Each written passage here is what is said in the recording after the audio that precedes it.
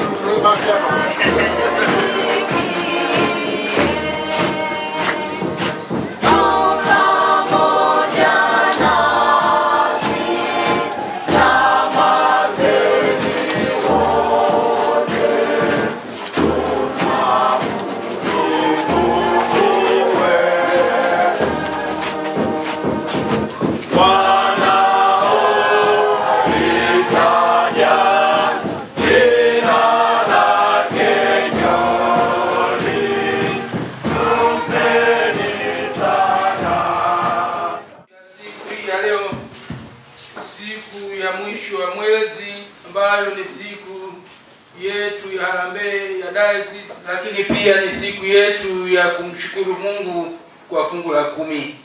Na tuianze katika jina la Baba na Mwana na Roho Mtakatifu.